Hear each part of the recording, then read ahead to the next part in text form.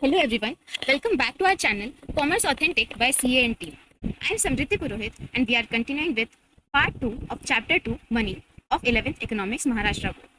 तो first part में हमने डिफिकल्टीज इन बार्टर सिस्टम देखी थी और उसका शॉर्ट फॉर्म जो कि है disc D for double coincidence, I indivisibility, S storage, C common measure and finally the last D stands for deferred payments. आज हम पढ़ने वाले हैं डेफिनेशंस ऑफ मनी और मनी का evolution. Professor Crowther, money is anything that is generally acceptable as a means of exchange and at the same time acts as a measure and store of value.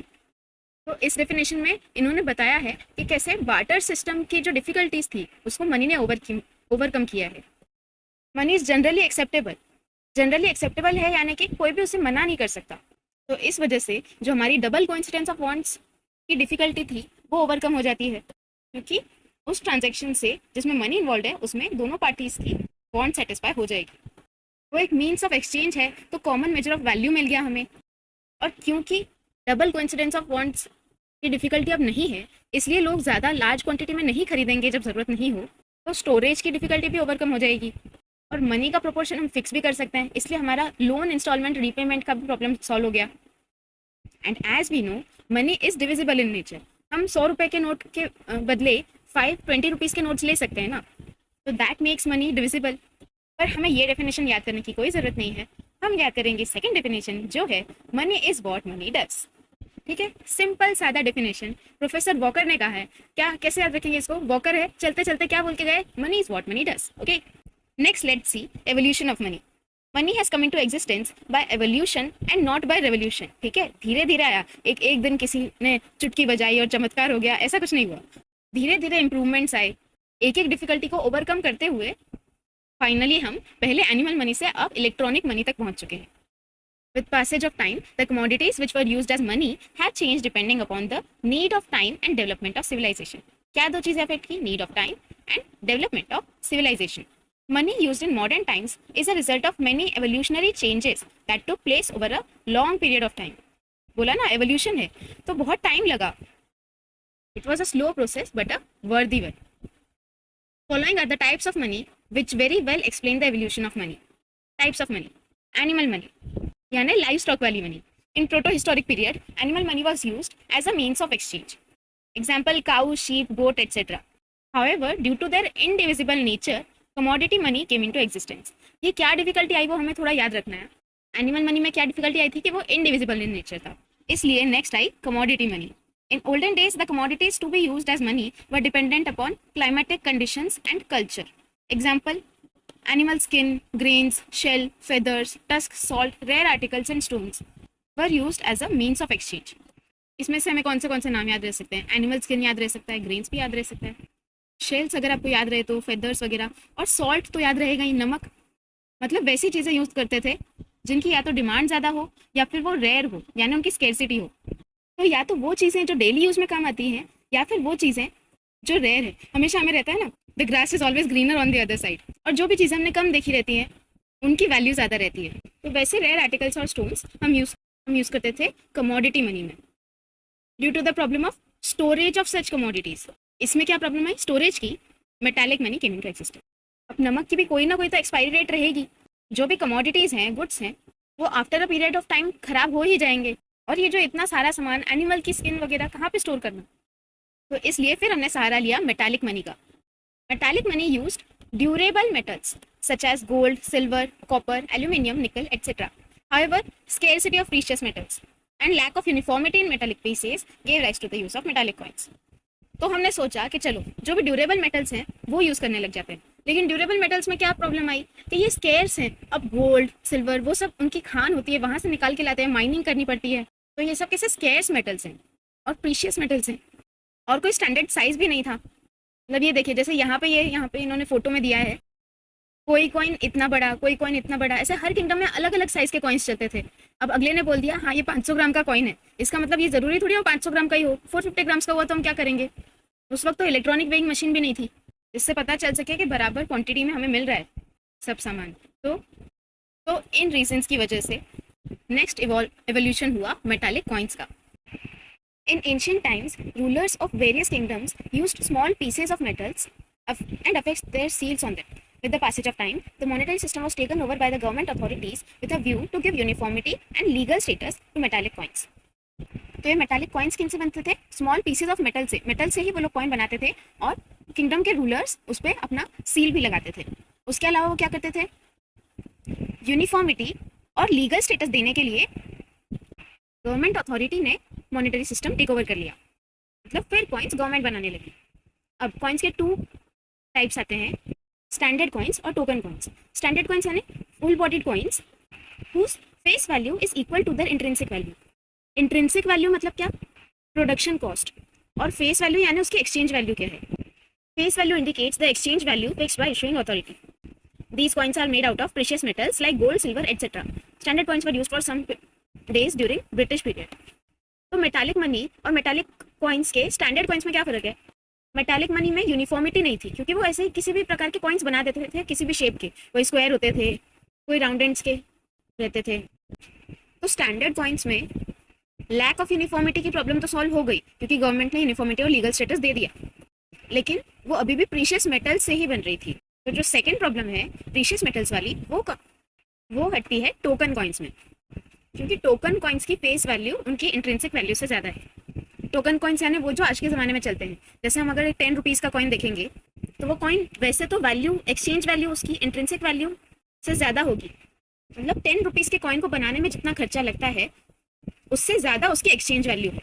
Standard coins के case में कैसा रहता था कि उस coin को बनाने में अगर 100 रुपीज़ लगे हैं तो उस कॉइन को बेचा भी या एक्सचेंज भी किया जाएगा 100 रुपीज़ में ही. तो अगर एग्जाम में स्टैंडर्ड कॉइन्स और टोकन कॉइन्स का डिफरेंस बिटवीन आए तो उसमें फर्स्ट पॉइंट तो ये रेड वाला लिख देना कि उसकी face value equal to intrinsic value standard coins में, वहीं face value more than intrinsic value token coins के केस में. Token coins are those coins whose face value is higher than their intrinsic value. These coins are made of cheaper metals. तो ये जो token coins की बात है इसमें दोनों हो गया. इसमें यूनिफॉर्मिटी भी मिल गई क्योंकि गवर्नमेंट का स्टेटस तो दोनों मेटलिक कॉइन्स में है, और क्योंकि ये cheaper metals like aluminium, nickel etcetera उनसे बनता है, इसलिए स्कैरसिटी ऑफ प्रीशियस मेटल्स की प्रॉब्लम भी इसमें सॉल्व हो जाती है. These coins are of lower denominations and are generally used for settling smaller transactions. तो जैसे 10 रुपीज़ के, अच्छा 20 रुपीज़ के भी कॉइन्स आ गए हैं, तो ये स्मॉलर ट्रांजेक्शंस में यूज़ होते हैं.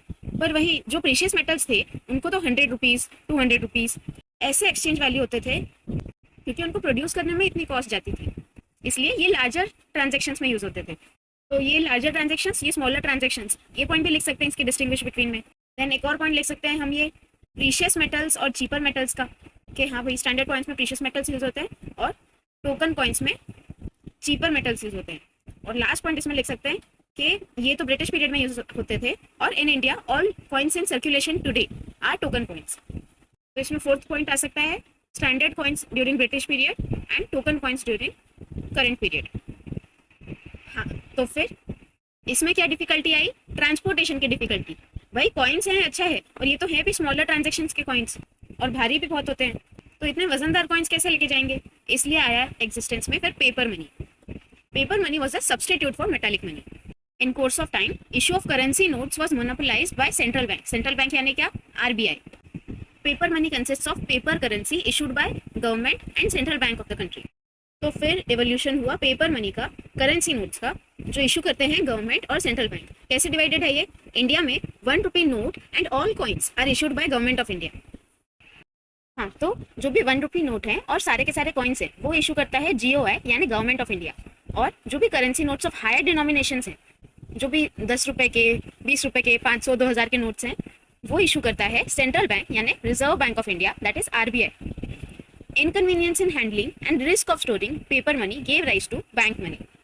तो अगर किसी को 50,000 रुपए, 1 लाख रुपए, 10 लाख रुपए लेकर जाने हैं, let's say Mumbai to Kolkata, तो वो पहले के ज़माने में ऐसा बड़ा सा ब्रीफ केस लेके जाता था जैसे मूवीज़ में दिखाते हैं, जो कि उसे बहुत संभालना पड़ता था क्योंकि वो चोरी हो सकता था, और चोरी होते ही एक पल में उसका सारा पैसा किसी और का. तो भाई ये तो गलत है, लोगों की मेहनत की कमाई पे आँच नहीं आनी चाहिए. इसलिए फिर लोगों ने सोचा कि अपने पैसे को बैंक में डिपॉजिट कर देते हैं, यानी बैंक मनी या क्रेडिट मनी बना देते हैं. Bank money refers to deposits which are in the form of cash saved by the people. हमने लास्ट चैप्टर में पढ़ा था ना सेविंग्स. तो जो लोगों ने कैश सेव किया है उसको उन्हें मोबिलाइज करना चाहिए, इन्वेस्टमेंट्स करनी चाहिए, कहीं डिपॉजिट्स करने चाहिए, तो वो डिपॉजिट करेंगे बैंक में। इससे क्या होगा? It is use to create credit money. Credit यानी क्या? लोन्स। हमने बीके में पढ़ा है ना, जैसे हम क्रेडिट कार्ड लेते हैं तो हम एक प्रकार का टेम्पररी लोन ले रहे हैं बैंक से या किसी भी इंस्टीट्यूशन से।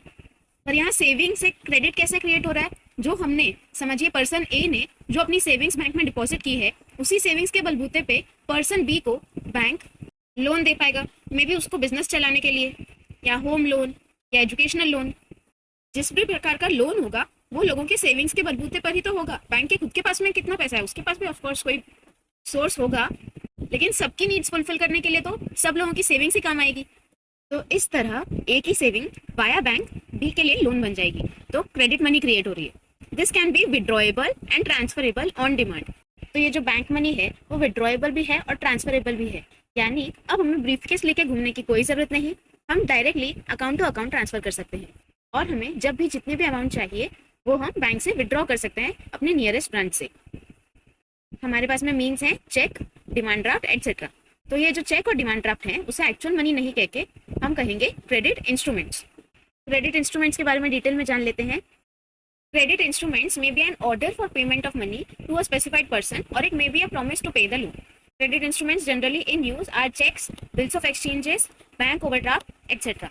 तो बिल्स ऑफ एक्सचेंज हम बीके में पढ़ने वाले हैं, और बैंक ओवरड्राफ्ट ये फैसिलिटी हमें मिलती है करंट अकाउंट्स में, यानी जो भी बिजनेस के अकाउंट्स रहते हैं उसमें हमारे पास अगर जीरो बैलेंस भी हो तो भी हम कुछ स्पेसिफाइड अमाउंट तक और बैंक से लोन ले सकते हैं और भी ज़्यादा अमाउंट विड्रॉ कर सकते हैं जितनी हमारे अकाउंट में नहीं है। और चेक्स तो हम देते ही हैं, हमने किसी को एक्चुअल कैश नहीं दिया और चेक दे दिया, अब अगर उतना बैलेंस हमारे अकाउंट में नहीं है तो वो चेक बाउंस हो सकता है। तो ये सब आता है क्रेडिट इंस्ट्रूमेंट्स में। Credit instruments through which deposits are transferable. Credit money plays an important role in economic development. अब इससे इकोनॉमिक डेवलपमेंट कैसे होगी? क्योंकि लोगों को और लोन्स मिलेंगे, लोगों ने अपनी सेविंग इन्वेस्ट की जिससे लोगों को लोन मिले, तो जितना ज़्यादा बिजनेसेस को और एजुकेशनल लोन्स दिए जाएंगे, प्रोडक्टिव लोन्स दिए जाएंगे लोगों को, उतने ज़्यादा बिजनेसेस बढ़ेंगे, उतनी ज़्यादा नॉलेजेबल और लिटरेट पीपल हो जाएंगे इंडिया के, तो अच्छी और हैंडसम सैलरी देने वाली जॉब्स मिल पाएंगी लोगों को, जिससे अनएम्प्लॉयमेंट और पॉवर्टी घटेगी और कॉन्सिक्वेंटली इकोनॉमिक डेवलपमेंट होगी। On the background of global economy, cashless transaction gained importance, thereby giving rise to plastic money. अब बैंक मनी में वैसे तो कुछ खास प्रॉब्लम थी नहीं लोगों को, लेकिन क्योंकि हम तब तक पहुंच चुके थे एलपीजी के फेज में, एलपीजी यानी 1990s 1991 का फेज। तो जो हमारे फाइनेंस मिनिस्टर थे उस समय के, मिस्टर मनमोहन सिंह, उन्होंने लाया था लिबरलाइजेशन, प्राइवेटाइजेशन और ग्लोबलाइजेशन का प्रिंसिपल, यानी कि न्यू इकोनॉमिक पॉलिसी। इसे हम डिटेल में चैप्टर 9 और 10 में पढ़ेंगे। और बस ये समझ लीजिए कि तब तक टैरिफ रेट्स और हमारा फॉरेन ट्रेड इतना कम था कि हमारे लिए सेल्फ सफिशिएंट बनना भी मुश्किल पड़ रहा था। मतलब इतना भी प्रोडक्शन नहीं हो पा रहा है कि बस भारत के लोग खाना खा सकें। ये क्यों हुआ था? क्योंकि ब्रिटिशर्स ने आके हम पे हमला किया था। इसके द्वारा उन्होंने पहले वेस्ट बंगाल में ब्रिटिश ईस्ट इंडिया कंपनी लाई थी, तो वो भी एक प्रकार के ट्रेडर्स ही थे, फॉरेन ट्रेडर्स। तो जैसे कहते हैं ना, दूध का जला छाछ भी फूंक फूंक के पीता है, तो कुछ वैसा सा काम हो गया था यहाँ।